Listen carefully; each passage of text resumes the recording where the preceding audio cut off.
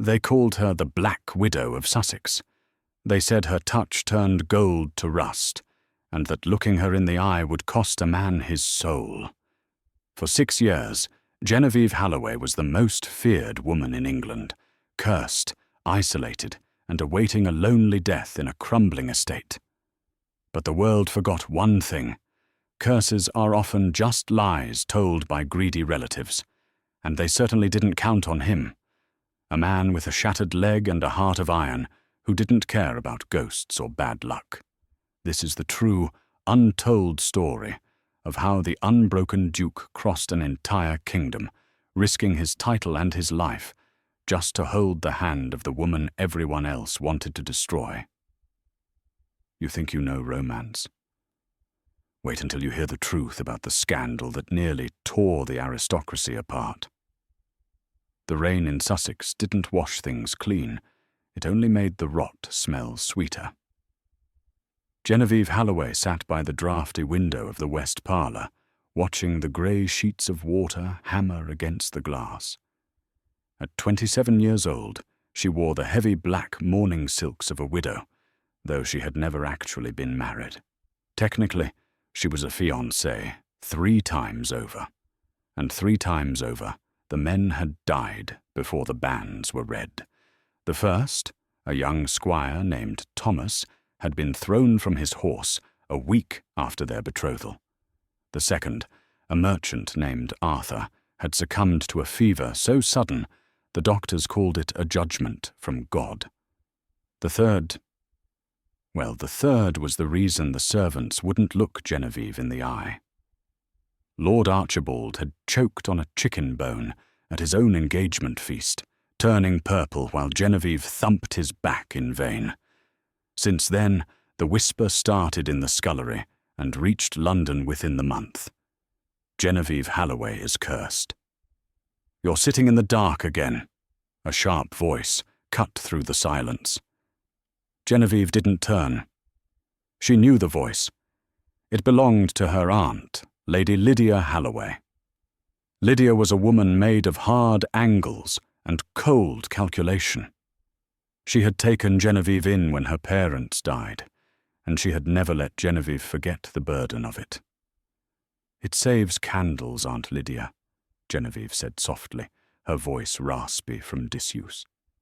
Lydia swept into the room, the rustle of her taffeta dress sounding like dry leaves.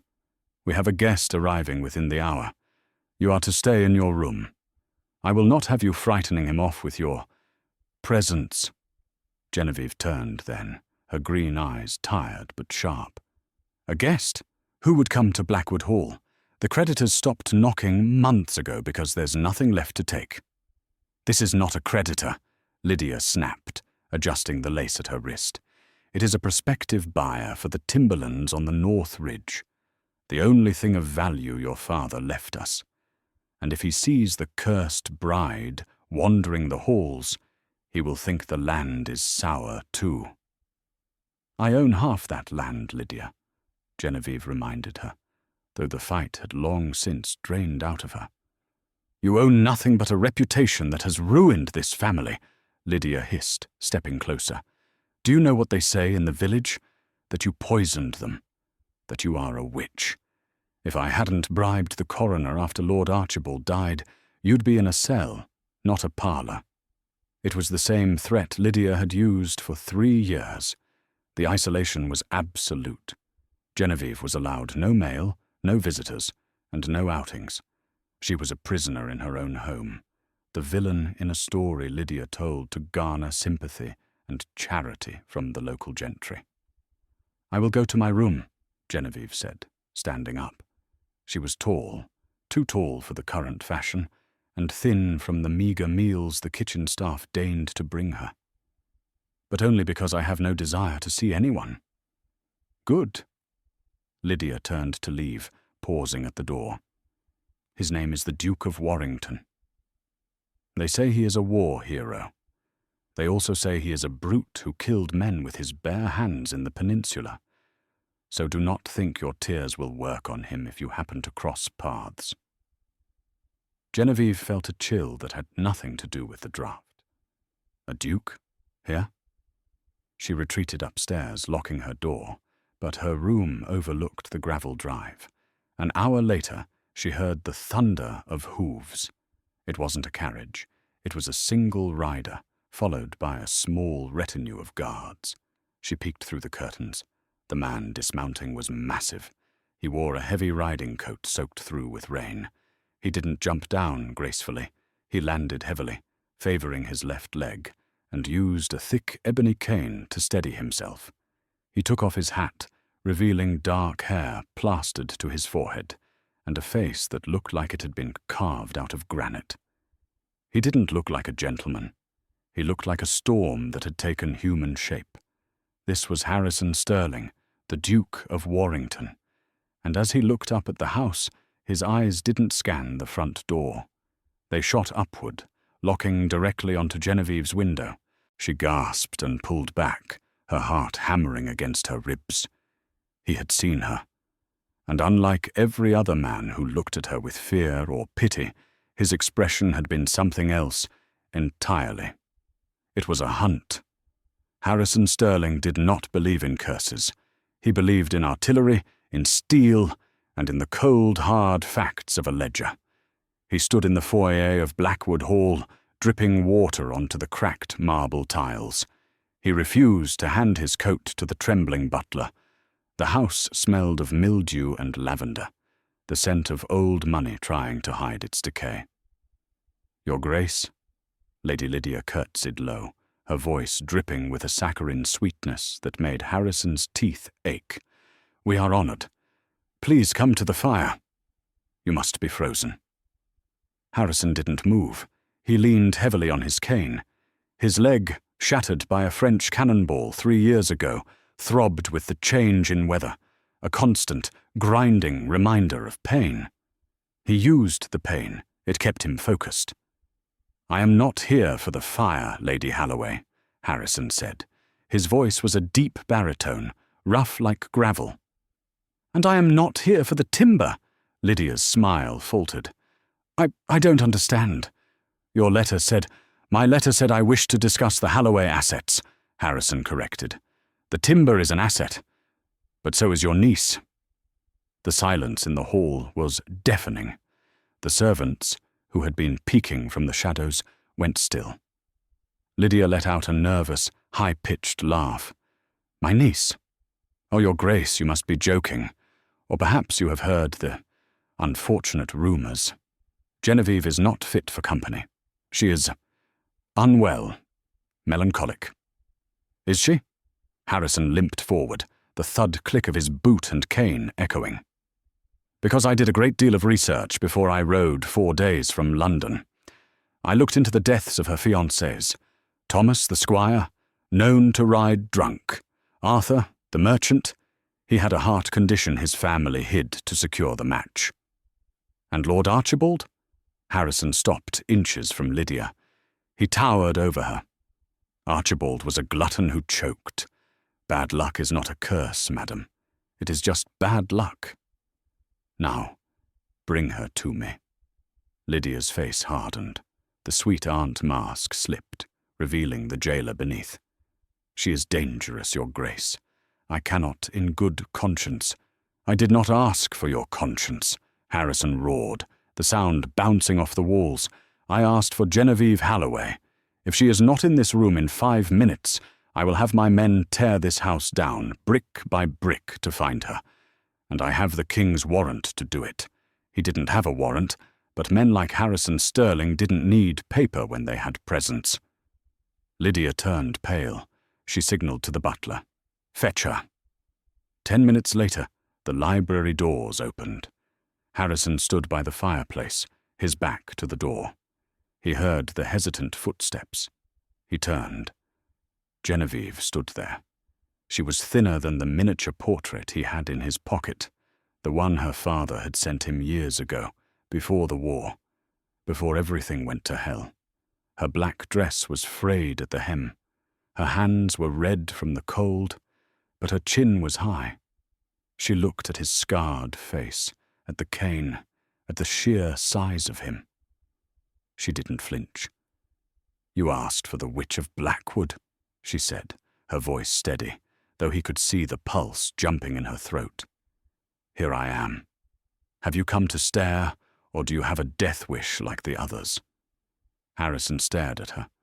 For the first time in 3 years, the constant noise in his head, the screams of the battlefield, the political maneuvering of the House of Lords, went silent. "I don't have a death wish, Miss Halloway," Harrison said softly. "I have a proposition." "I am not selling the timber," she replied instantly. "It is my inheritance. It is the only thing keeping a roof over my aunt's head, though God knows why I care." "I don't want the timber," Harrison said. He reached into his coat and pulled out a folded piece of parchment. He tossed it onto the table between them. Genevieve looked at it. It was a marriage license, special dispensation, already signed by the bishop. "I need a wife," Harrison stated, his tone businesslike, though his eyes were tracking her every movement. "I need a wife who is immune to the gossip of the ton because she's already ruined. I need a wife who understands what it is to be looked at like a monster, because as you can see," he gestured to his scarred face and crippled leg, "I am not exactly the Prince Charming society expects a duke to be." Genevieve laughed.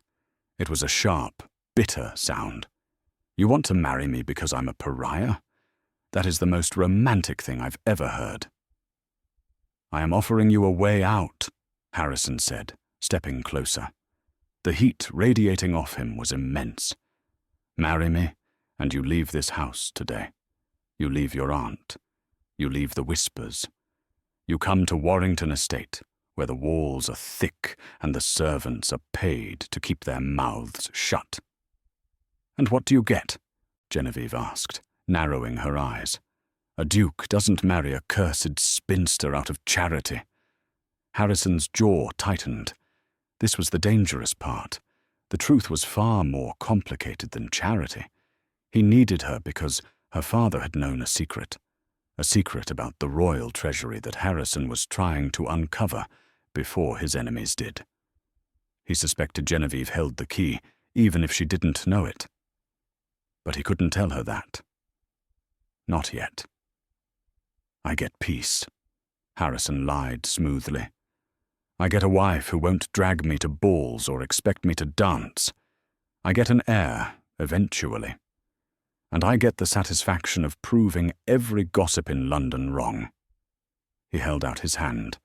It was a large hand, calloused and rough. "The carriage is waiting, Genevieve. Lydia cannot stop you. I have bought her debt. I own this house now. If you stay as a tenant. If you come as a duchess." Genevieve looked at the hand. Then she looked at Lydia, who was hovering in the hallway, face twisted in fury and fear. Genevieve realized something then. The curse wasn't magic. The curse was her passivity. The curse was staying here and letting them write her story. She looked back at the Duke. He was terrifying. He was a stranger. But he was looking at her like she was a woman, not a ghost. Genevieve reached out and placed her hand in his. "Take me away," she whispered. Harrison's fingers closed around hers. His grip was shockingly gentle. "Pack nothing," he commanded. "We leave now." But as they turned to the door, a scream echoed from the kitchen. A maid came running in, eyes wide. "My lord, my lady, it's the horses, the Duke's horses. They've all gone lame. Every single one of them." Lydia stepped into the light, a triumphant, jagged smile on her face. "I told you, Your Grace," she whispered. "The curse. It doesn't like it when she tries to leave." Harrison looked at his trembling head of security, then down at Genevieve, who had gone pale as a sheet. "It's not a curse," Harrison growled, tightening his grip on Genevieve's hand until it almost hurt. "It's poison." He looked at Lydia with eyes that promised violence. "And I'm going to find out who poured it." The rain had turned into a deluge, hammering the slate roof of Blackwood Hall as if trying to drown the sins contained within. Inside, the atmosphere was more volatile than the storm. Harrison Sterling stood in the center of the stables, the smell of wet hay and horse manure thick in the air. His prize stallions, beasts that had carried him through the victory parades in London, were sweating and trembling in their stalls. "It's Monk's Hood," his head groom, a grizzled man named Corporal Miller, said, inspecting a feed bucket. Miller looked up, his face grim. "Mixed with the oats, a small dose, enough to cause muscle spasms and lameness, but not death. Whoever did this knew exactly how much to use." Harrison leaned on his cane, his knuckles white. This wasn't a ghost. Ghosts didn't know botany. "Secure the perimeter," Harrison ordered, his voice low and dangerous. "No one leaves the estate. No one enters. And Miller, if you find anyone near these stables who isn't one of our men, shoot them." Harrison limped back to the main house. The pain in his leg was a searing line of fire now, aggravated by the damp and the rage boiling in his blood. He entered the foyer to find Genevieve sitting on a wooden bench, her small carpet bag on her lap.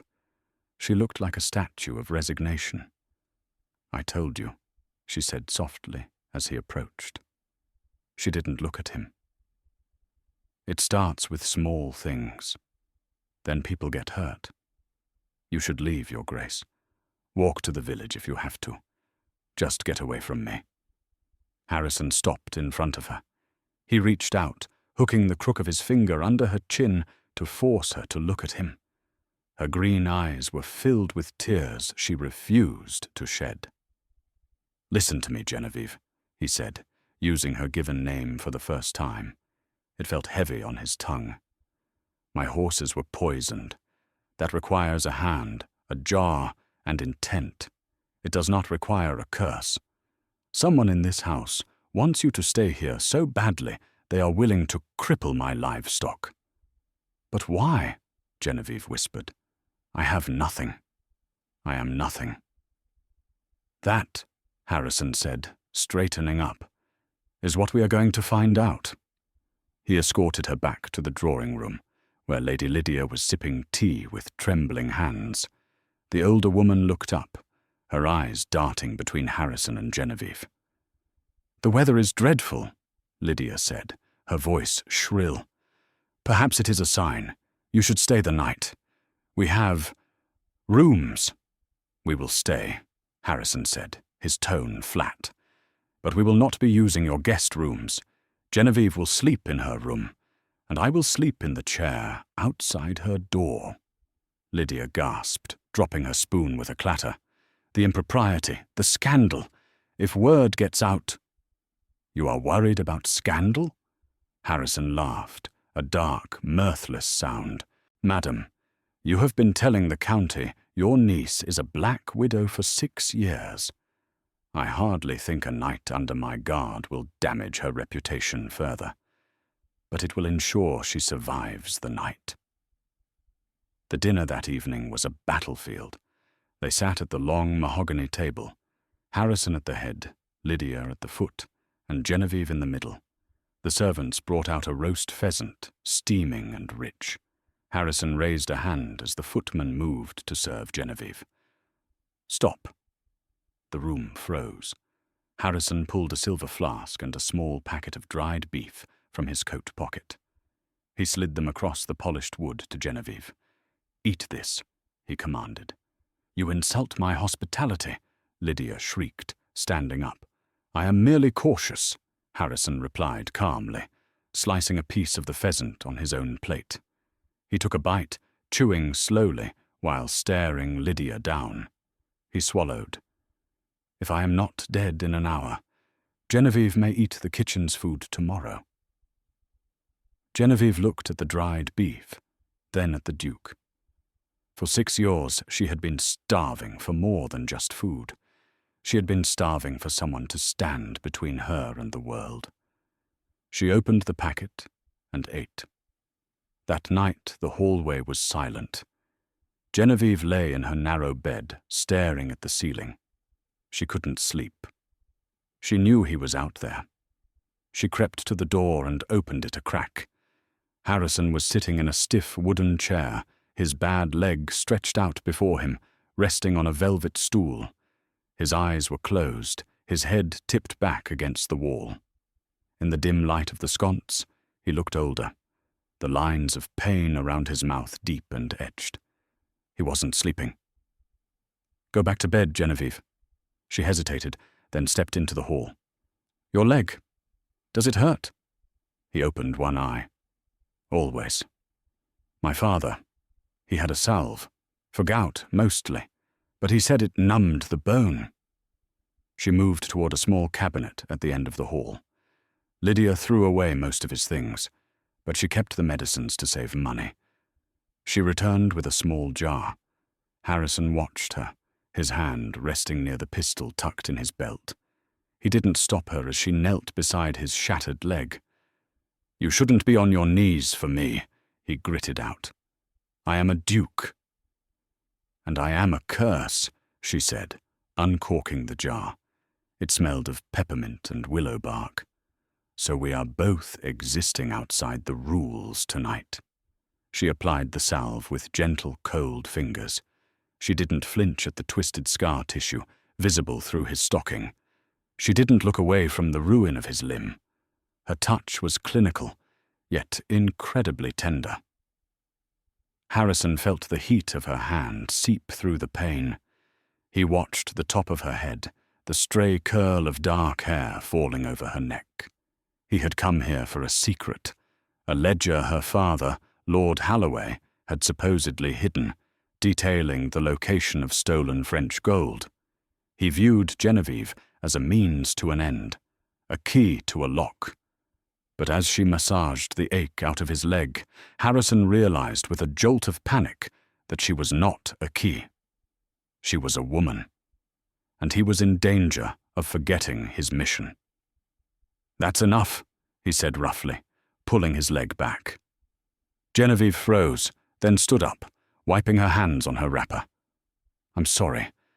I didn't mean to offend." "You didn't," Harrison said, his voice softening. "Go to sleep, Genevieve. We leave at dawn, even if I have to carry you." Dawn broke grey and cold. The rain had stopped, leaving the world a muddy brown mess. Miller had managed to procure a carriage from the village inn, a sturdy, ugly thing that smelled of onions, and 4 heavy draft horses. They weren't fast, but they were fresh. As Genevieve stepped out of Blackwood Hall, she didn't look back. She carried nothing but the clothes on her back and a small wooden box containing her father's journals, the only inheritance Lydia hadn't managed to sell. Lydia stood on the porch, wrapped in a shawl. She didn't scream or curse this time. She just watched with a terrifyingly calm smile. "Goodbye, Aunt," Genevieve said. "You'll be back," Lydia called out, her voice carrying over the wind.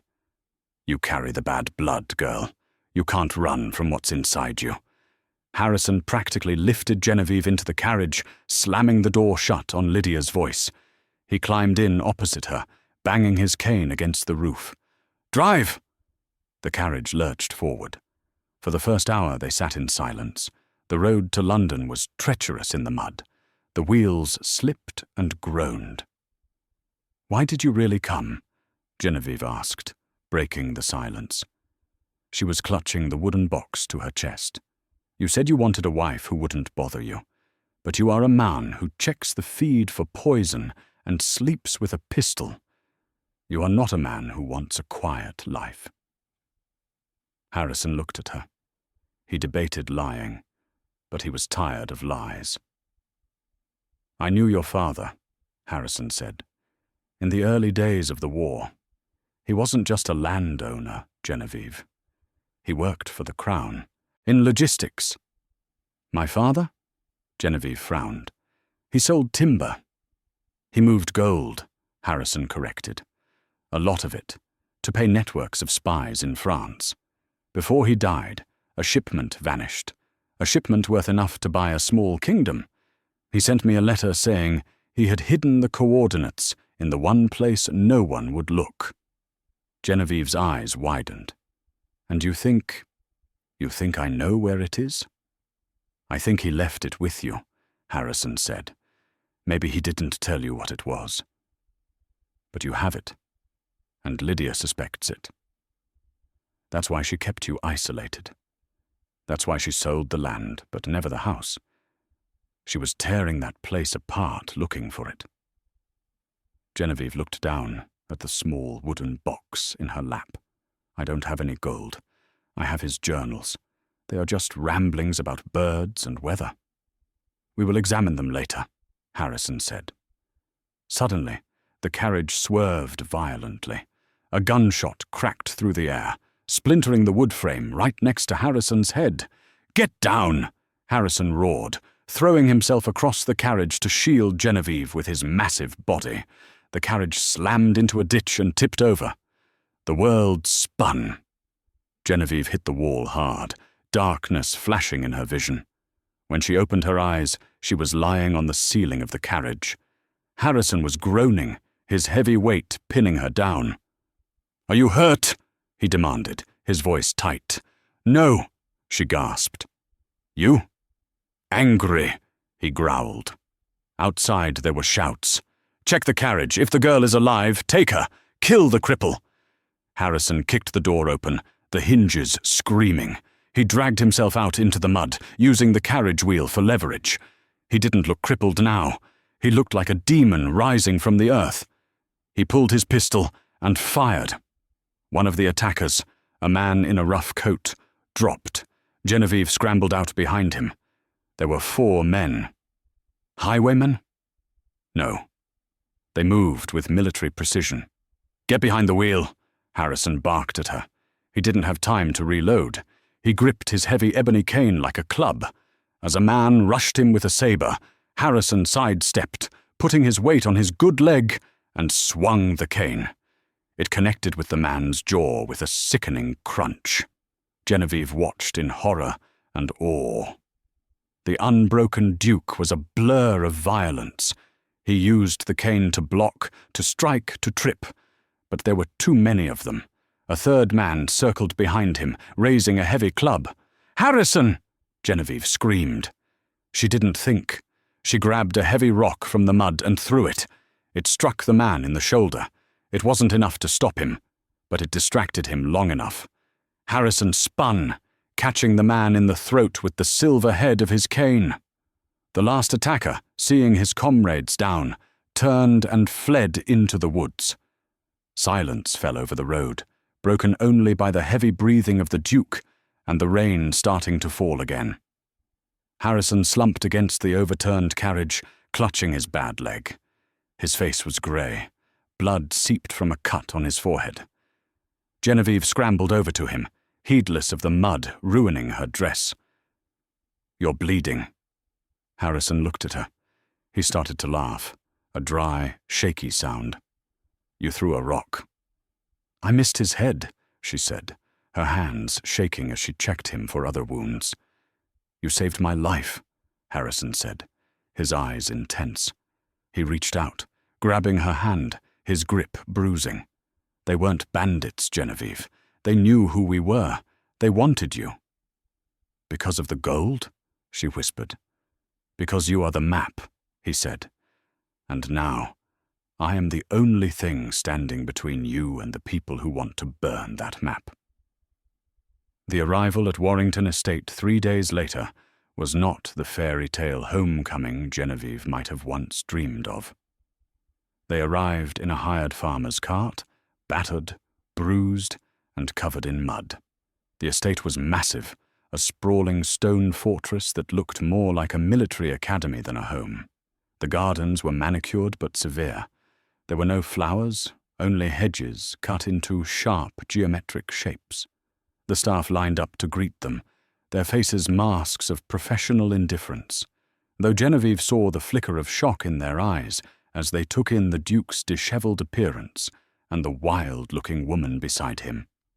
"Mrs. Gable," Harrison barked at the stern housekeeper. Prepare the blue suite for the future Duchess.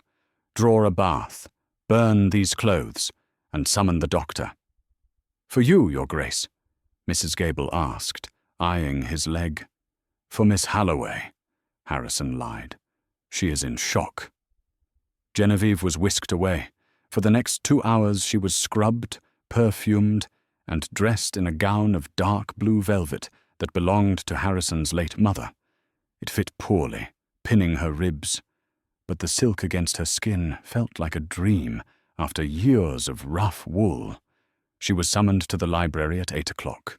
The library at Warrington was a cavernous room filled with the scent of tobacco and old paper. Harrison sat behind a massive desk. He had cleaned up, his hair slicked back, wearing a fresh coat. But he looked exhausted. On the desk sat the wooden box Genevieve had saved from the carriage. It was open. Her father's journals were spread out. "I found it," Harrison said without preamble. Genevieve walked to the desk. "You found the gold?" "No. I found the cipher." He pushed one of the journals toward her. It was open to a page detailing bird migrations. "Look at the dates of the sightings. They don't match the seasons. He lists swallows in December, robins in July." Harrison pointed to a map of France spread out next to the journal. The dates correspond to coordinates, latitude and longitude. The bird species corresponds to the depth of the burial. Genevieve felt a cold weight settle in her stomach. "So it's real. My father stole gold." "He hid it to keep it from Napoleon," Harrison said. "But he died before he could retrieve it for the crown. Technically, it's treason. If the crown finds out he lost it, your family name is ruined. If the syndicate, the men who attacked us, find it, they will use it to fund a coup." He looked up at her. "We have to find it first. We have to go to France." "France?" Genevieve stepped back. "I can't go to France. I've never left Sussex. And we are supposed to be getting married." "We are getting married," Harrison said, standing up. He walked around the desk. "Tomorrow. By special license. Once you are a duchess, you have diplomatic protection. They can't touch you without starting a war with me." "Is that all I am?" Genevieve asked, her voice trembling. "Diplomatic immunity and a map." Harrison stopped. He looked at her, really looked at her. He saw the woman who had sat in the dark for 6 years to save candles, the woman who had thrown a rock at an armed killer, the woman who had rubbed ointment on his ruined leg with hands that didn't shake. He reached out, his hand cupping her cheek. His thumb brushed her skin, rough against smooth. "No," he said, his voice dropping to a rumble. "You are also the first person in 3 years who hasn't looked at my leg with pity. You are the only woman I have ever met who has a spine made of the same steel as mine." He leaned in.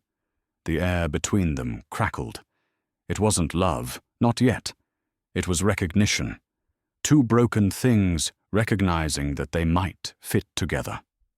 "I am marrying you for the map, Genevieve," he whispered, his forehead resting against hers.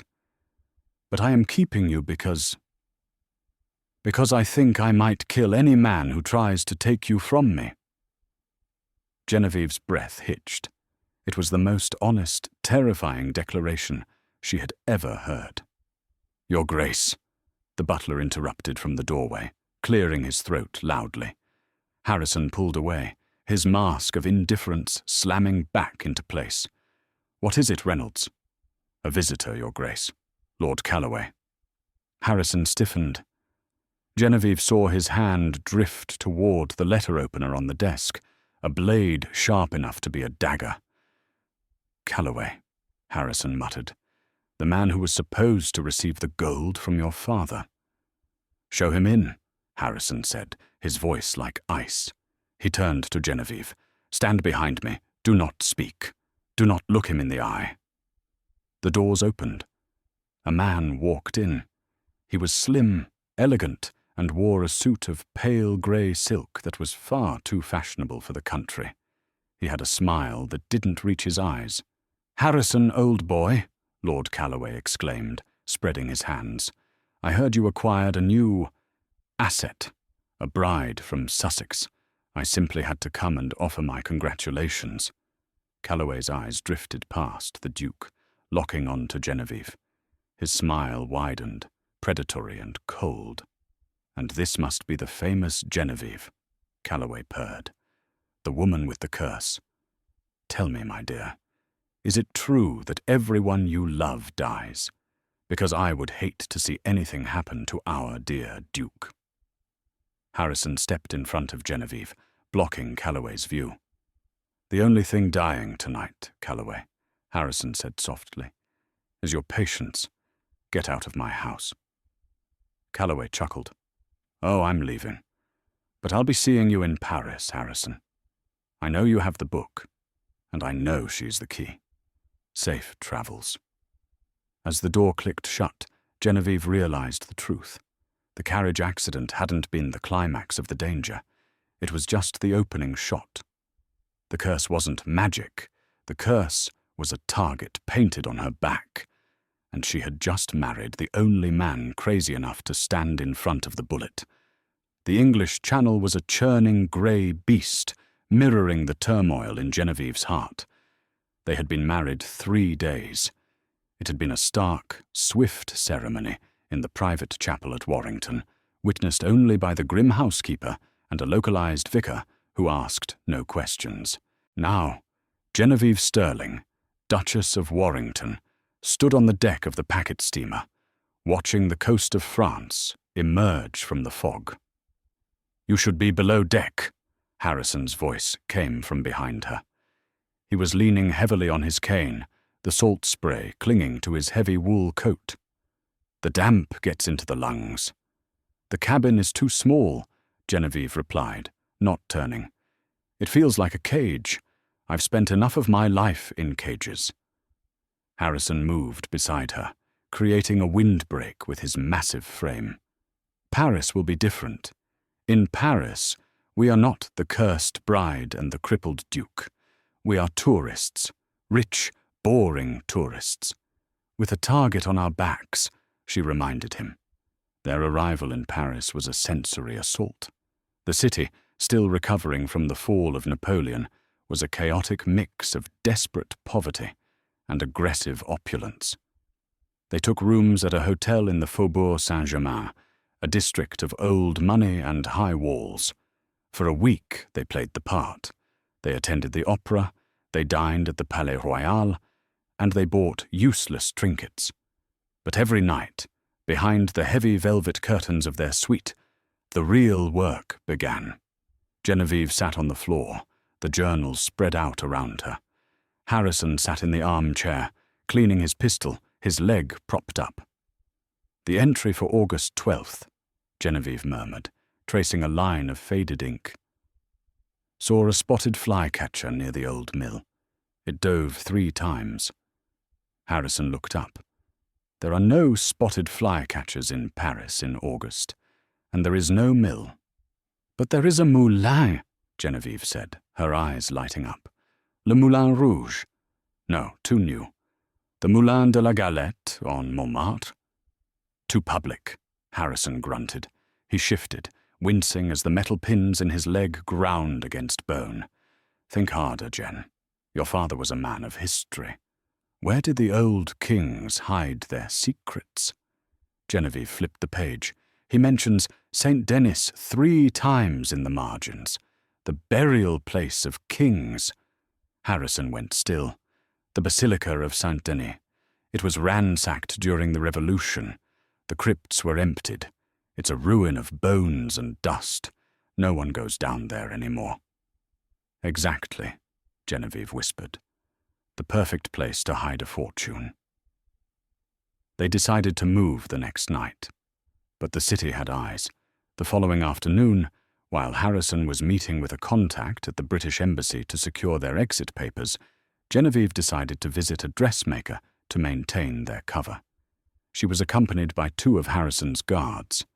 As she stepped out of the modist's shop onto the Rue de Rivoli, a carriage pulled up sharply. The door flew open. "Duchess!" a smooth voice called out. It was Lord Calloway. He sat comfortably on the velvet seats, holding a silver-tipped cane that looked suspiciously like a weapon. "Lord Calloway," Genevieve said, her blood turning to ice. She glanced at her guards. They were looking the other way, distracted by a sudden street brawl that had erupted, conveniently, 20 yards down the road. "I was hoping we could have tea," Calloway smiled. "I have information about your late fiancé, the third one, Archibald." Genevieve froze. "What about him?" "I know why he choked," Calloway said softly.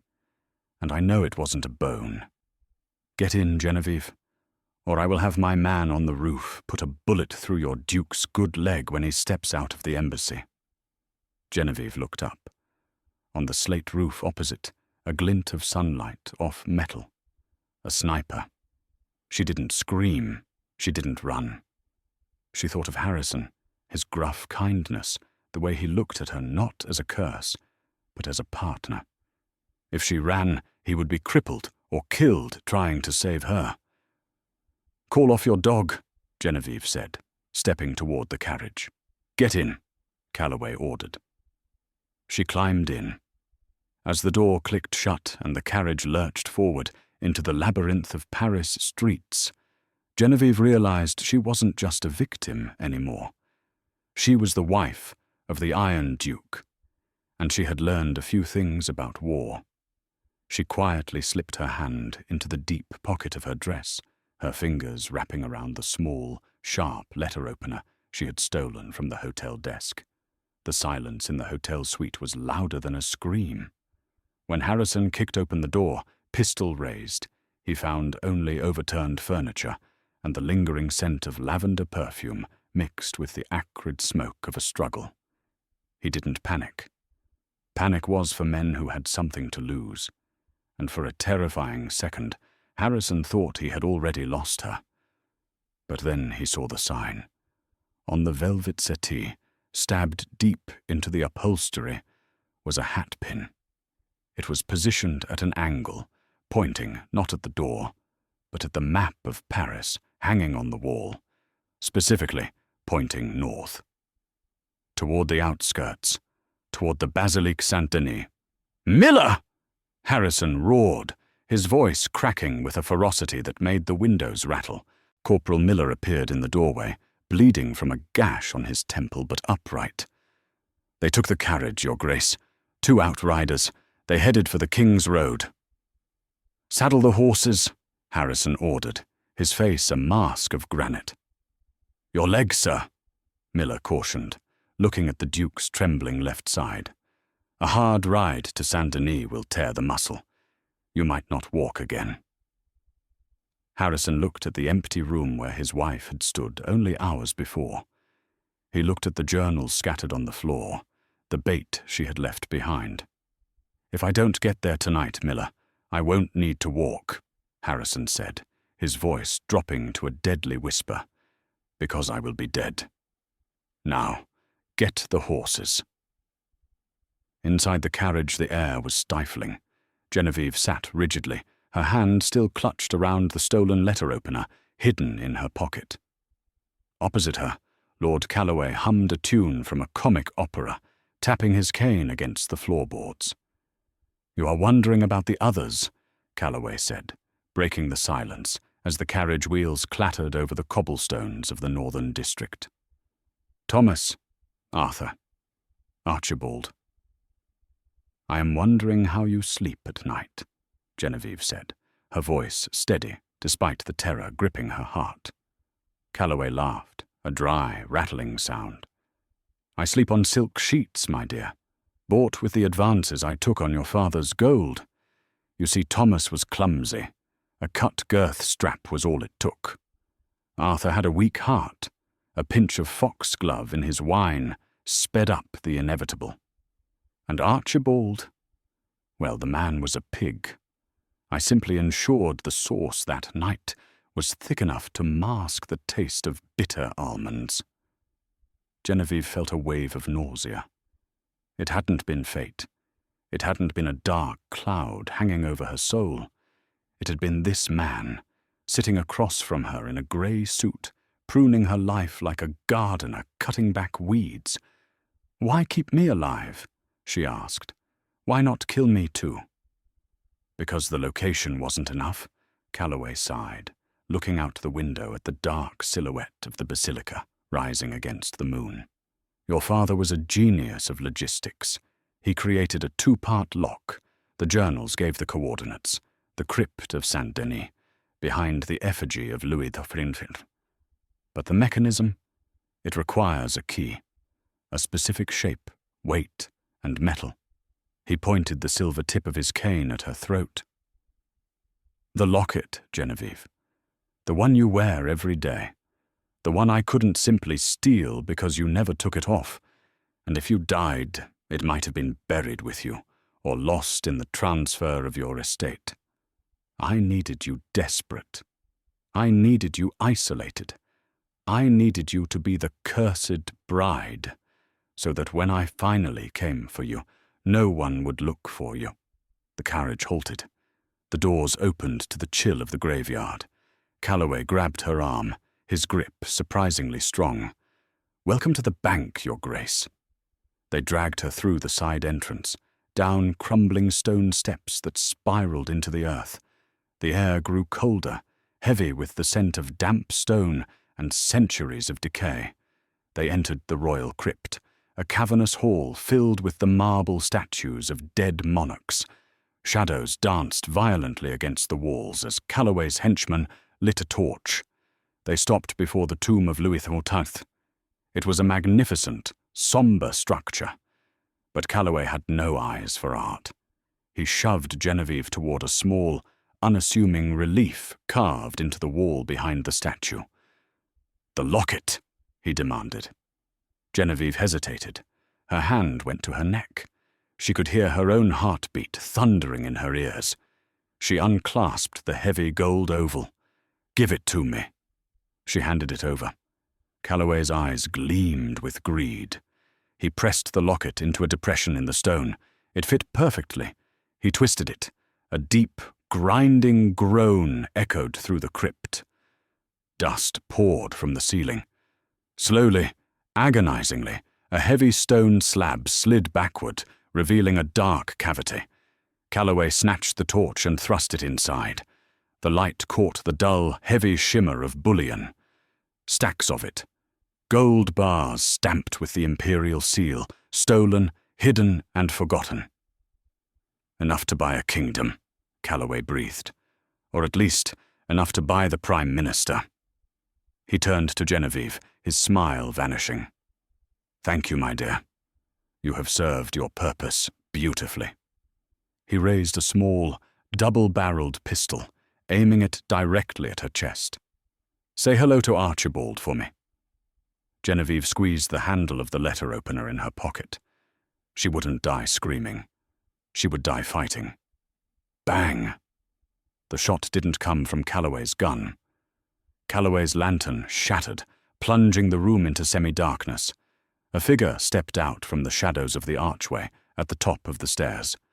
Harrison Sterling looked less like a duke and more like a revenant. He was drenched in sweat, his coat torn, his face grey with the effort of standing. He leaned heavily on his cane, but his pistol arm was rock steady. "Calloway!" Harrison's voice was a low growl that vibrated through the stone floor. "Step away from my wife." "The cripple," Calloway sneered, though he took a step back, using Genevieve as a shield. "You rode hard. I can hear your leg grinding from here. Do you even have the strength to pull the trigger?" "I don't need strength," Harrison said, limping forward, the clack-drag of his gait echoing ominously. "I have hate, and I have a very clear shot." "Drop the gun or she dies." Calloway pressed the barrel into Genevieve's temple. Harrison froze. He looked at Genevieve. In the dim light, their eyes met. He didn't see fear in hers anymore. He saw the same steel he had seen that first day in the parlor. "Harrison," she said clearly. "Duck." Harrison didn't hesitate. He dropped to his good knee. In the same second, Genevieve didn't pull away. She stepped in. She drove the letter opener upward, plunging it into Calloway's forearm. Calloway screamed, the gun discharging wildly into the ceiling. He flailed, dropping the weapon. "Run, Jen!" Harrison shouted, struggling to rise. But Calloway was enraged. He backhanded Genevieve with a force that sent her sprawling across the uneven flagstones. He ignored his bleeding arm and lunged for a loose bar of gold from the open vault, wielding it like a club. He turned on Harrison, who was still trying to regain his footing. "I will crush your skull like an egg!" Calloway shrieked, swinging the heavy bar. Harrison raised his ebony cane. The gold bar connected with the wood. Crack! The cane, which had supported him for 3 years, shattered. Harrison fell back, defenseless. Calloway raised the bar for a killing blow. Genevieve scrambled on the floor. Her hand closed around the cold metal of Calloway's dropped pistol. She had never fired a gun. She didn't know if it was loaded. She didn't think. She rolled onto her back, lifted the heavy weapon with both hands, and pulled the trigger. The explosion was deafening in the confined space. Calloway froze. A look of utter shock crossed his face. He looked down at the red blossom spreading on his chest. He dropped the gold bar. It hit the floor with a heavy, dull thud. He looked at Genevieve, then at Harrison. "Cursed!" he wheezed. Then he collapsed backward, falling into the open vault, buried by the very gold he had killed 3 men to possess. Silence rushed back into the crypt, broken only by Harrison's ragged breathing. Genevieve dropped the gun. Her hands were shaking so violently she couldn't clasp them together. She crawled across the stones toward Harrison.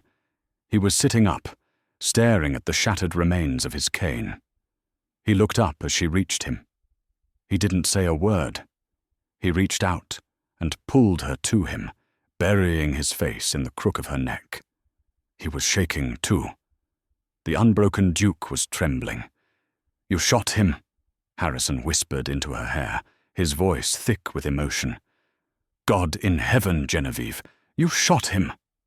"He broke your cane," she sobbed, holding him tight, the tears finally coming. "He broke your cane." Harrison pulled back, framing her face with his large, calloused hands. He wiped a smear of dirt from her cheek with his thumb. "I can buy another cane. I cannot buy another you." He tried to stand, but without the support, his leg buckled. He hissed in pain. "Lean on me," Genevieve said, wedging her shoulder under his arm. She was half his size, but she braced her feet, taking his weight. "I've got you. I'll always have you." Harrison looked at her, really looked at her, and saw the truth of it. The curse wasn't that everyone she loved died. The truth was that she had so much love to give. It terrified the world. And he was the only one strong enough to carry it. "Let's go home, Duchess," he said softly. "I believe we have a ball to plan." 6 months later, the Sussex countryside was in full bloom. The grey rain that had plagued Genevieve's youth seemed a distant memory, replaced by a golden, hazy summer. Blackwood Hall had been sold.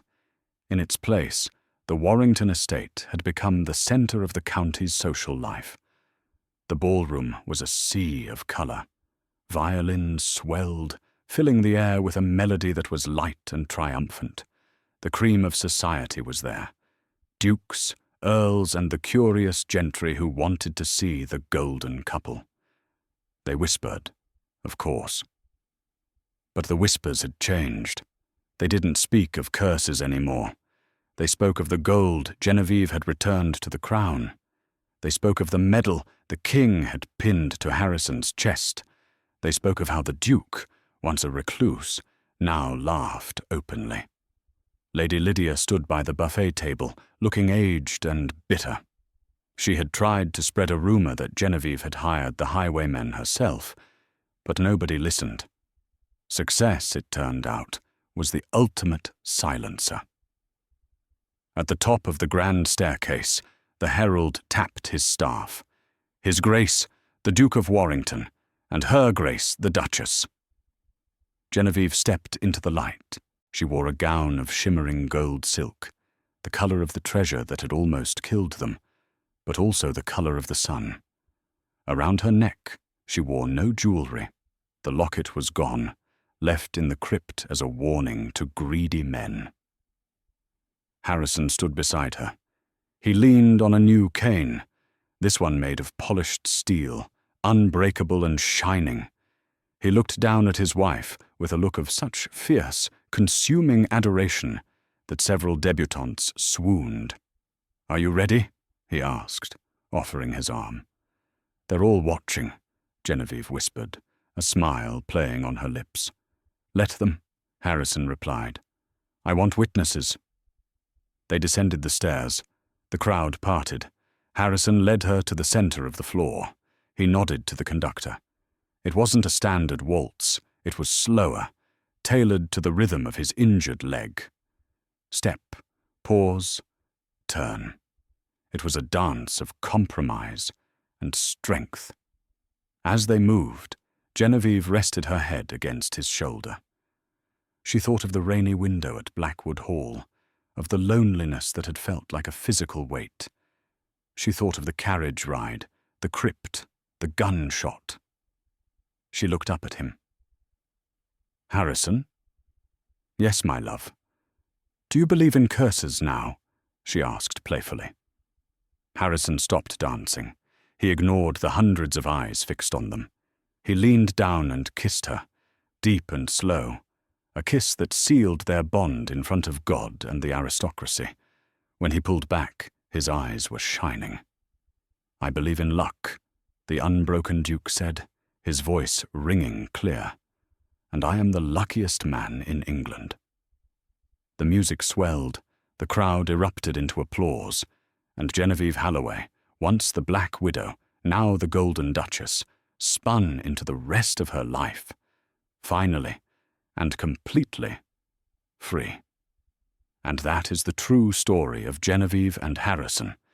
They proved that sometimes the things society calls curses are just the scars of survival, and that true love isn't about finding someone perfect.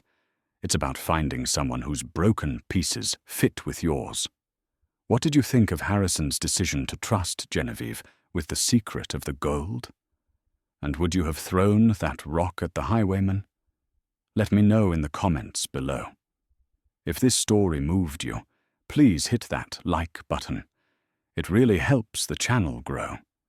And if you want more dramatic, real-life historical romances filled with twists, betrayal, and justice, make sure to subscribe and ring the notification bell so you never miss a story. Thanks for listening, and I'll see you in the next video.